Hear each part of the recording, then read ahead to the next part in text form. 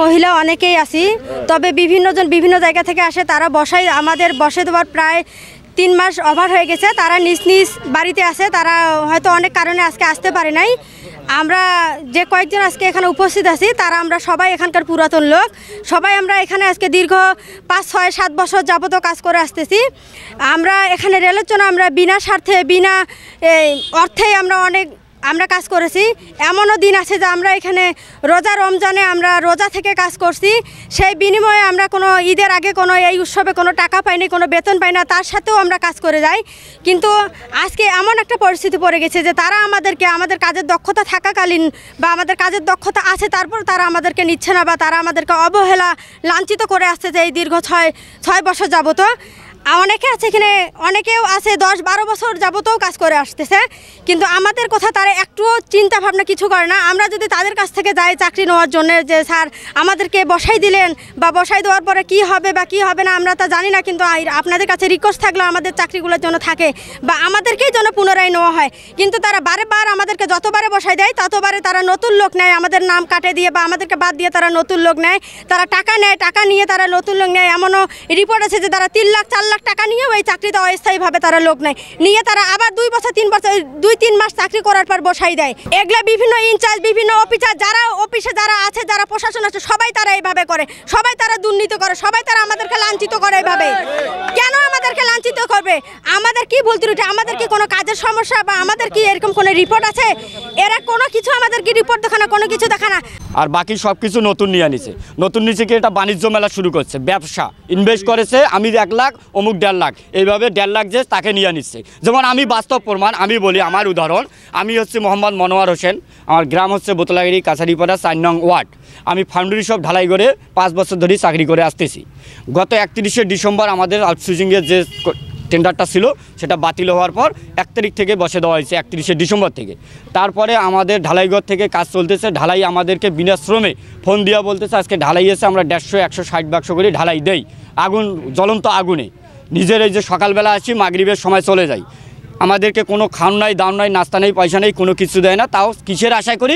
আমাদের বাল বাচ্চা আছে, বাচ্চা কাচ্চা আছে, সংসার আছে, পিছু টান আছে বিদায় আমরা বিনা সাথে যে আগামীতে আমাদেরকে ডাকবে। ওনারা এইভাবেই বলে যে আসবে না তার চাকরি নেই, যে আসবে তার চাকরি আছে। আমরা 3টা ঢালাই দিছি, 3টা ঢালাইয়ের পরও আমাদেরকে ডাক দেওয়া হয় নাই। এবং উনি বলছে, অফার দিছিল যে 3 বছর, এবার 3 বছর চাকরি হবে টিএলআর, 3 বছরের ভিতর 6 মাস বসে দিয়ে আবার 3 বছর হবে, মোট 6 বছরের আমাকে কথা বলছে। আউটসোর্সে আমাদের 500 থেকে 600 হচ্ছে সম্পূর্ণ টিএলআর আর অস্থায়ী শ্রমিক। এর আগে আমরা কাজ করে আসছি, তখনও আমাদের প্রায় গত 6 মাস ধরে আমরা কাজ করছি। সেখানেও আমাদের 313 জন ছিল। 313 জনের মধ্যে আমাদের পুরাতন টিএলআরই ছিল 200-র অধিক। এবং সেখান থেকে আজকে আমাদের নতুন করে আবার লোক নেওয়া হয়েছে, নিয়োগ করা হয়েছে। কিন্তু সেই লোকের মধ্যে আমাদের বেশিরভাগই পুরাতন লোকজন নাই, সব নতুন লোকজন নিয়ে ভর্তি করা হয়েছে। এই নতুন লোকজন নেওয়া হয়েছে আর আমাদের সব অভিজ্ঞ লোকজনকে বাতিল করা হয়েছে বিভিন্নভাবে, দলীয় ইন্ধন, দলীয়ভাবে টাকা পয়সা নিয়ে এবং স্বজনপ্রীতি করে লোক নেওয়া হচ্ছে। কিন্তু আমরা যে এতদিন ধরে শ্রম দিয়ে আসলাম, আমাদের শ্রমের কোনো মূল্যায়ন করা হচ্ছে না। আমরা শুধু চাই যে আমাদের শ্রমের মূল্যায়ন করা হোক। সমস্ত অস্থায়ী আমরা যেগুলো পুরাতন শ্রমিক ছিলাম, 7 বছর 8 বছর 9 বছর ধরে আমরা যারা করে আসতেছি, 6 বছর 5 বছর, এরকমও আমাদের অনেক অসংখ্য ভাই আছে। এবং আমাদের অনেক ভাই এখানে হাত নষ্ট করছে, পা নষ্ট করছে, হাত কাটে গেছে, চোখ নষ্ট হয়েছে, তারাও আমাদের এখানে আছে, তাদেরকে পর্যন্ত বাদ দেওয়া হয়েছে। 50 জন যখন টিএলআর ছিল রেলওয়ে কারখানাতে, তখন থেকে আমি চাকরি করতেছি। তারপরে 100 জন হইলো, 120 জন হইলো, 200 জন হইলো, সব বাজেটে আমরা ছিলাম। কিছুদিন আগে আমাদের টিএলআরের কোনো বাজেট ছিল না। রাত 10:30 11টা পর্যন্ত আমরা আউটটার্নের গাড়ি বের করতে হবে বিধায় আমরা রেলের স্বার্থে কাজ করে দিয়ে গেছি। এখন স্যাররা আমাদের বলছে যে তোমাদের হবে, আমরা সবাই আশায় আছি যে আমাদের হবে। এখন আজকে হুট করে নোটিশ দিয়ে দিল যে এখানে 210 জনের মধ্যে ম্যাক্সিমাম মনে করেন যে 150 লোকই নতুন। তো আমরা পুরাতন যারা অভিজ্ঞ তাদেরকে বাদ দিয়ে নতুন লোক আসছে। আমরা স্যারের কাছে, আমাদের ইনচার্জের কাছে, ফোরম্যানের কাছে গেলাম। উনি বলল যে আমরা তো এর মধ্যে কিছু জানি না, ডিএস স্যার জানে, আর কমিটি গঠন করছে ওনারা জানে। ডিএস স্যারের কাছে গেলাম, ডিএস স্যার বলতেছে যে এখানে অনেক চাপ আসতেছে, অনেকভাবে আসছে, তো তোমরা লিস্ট করে দাও, লিস্ট করার পরে পরবর্তী যখন বাজেট আসবে, পরবর্তী বাজেটে আমরা তোমাদেরকে চেষ্টা করব।